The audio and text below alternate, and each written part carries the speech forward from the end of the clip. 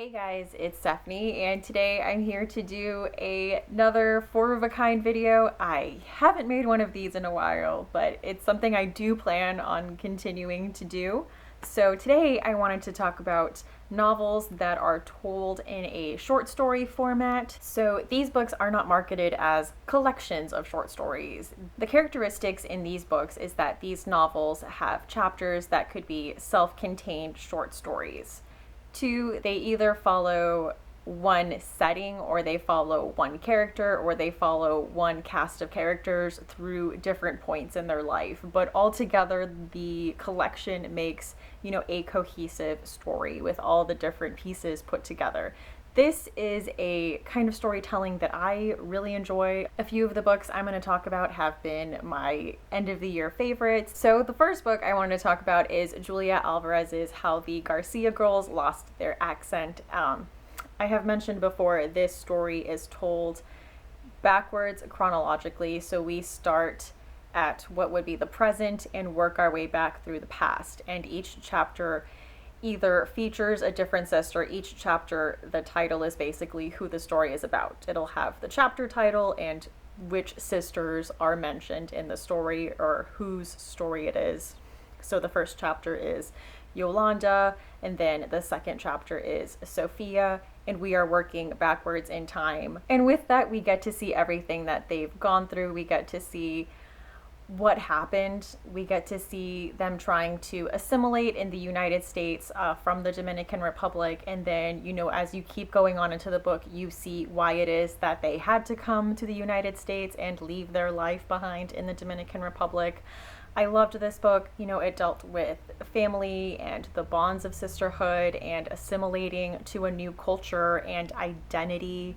And it was very touching. I related to it a lot because I am Hispanic. I did relate to a lot of the things they were talking about. Even though I'm not Dominican, I found it very relatable. So this is one of my favorites for sure. The next book I wanted to talk about is Jennifer Egan's A Visit from the Goon Squad. It follows a cast of characters between New York and LA that are in the music industry, mainly Benny, who used to be a punk rocker and is now a music executive, and his employee Sasha. And the stories take place from a lot of different perspectives. So one of them is from Benny's perspective, the first story is from Sasha's perspective, and then we see other people that are connected to them in different ways and mentioned. And I loved the way that the story was told, the way everything comes together and the different perspectives, and I thought she employed some very creative forms of storytelling.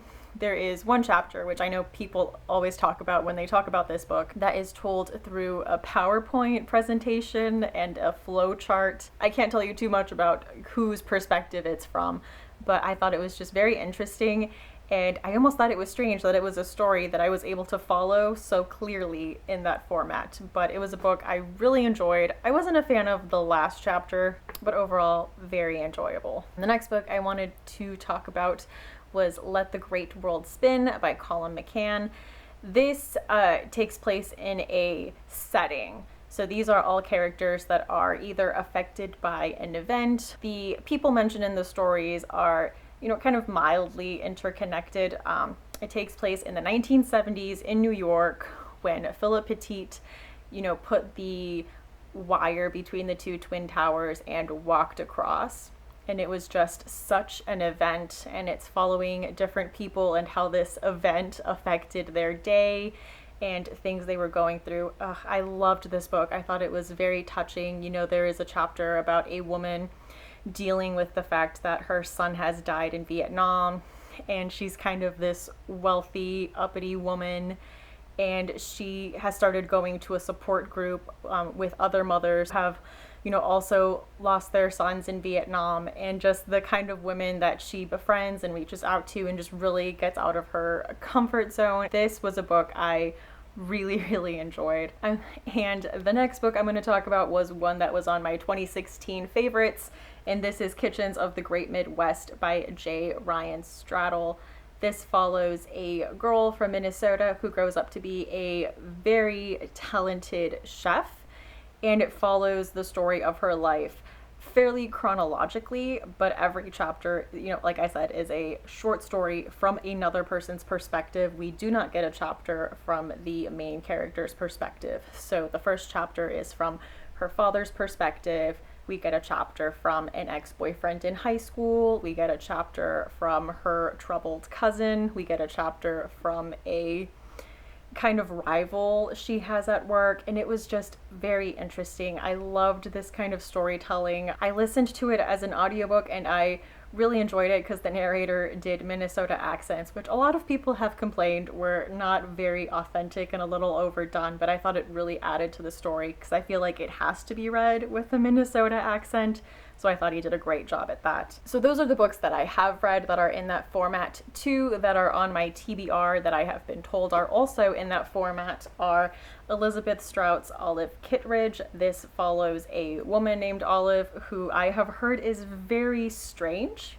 And the second book that I have yet to read is Anthony Marra's Tsar of Love and Techno. I need to get to reading Anthony Marra. I own a Constellation of Vital Phenomenon, and I have to read A Tsar of Love and Techno. Anyway, guys, thank you so much for watching. Do you have any other books that you enjoy that are also told in a kind of short story format? Let me know. Let me know if you've read any of these and what you thought about them.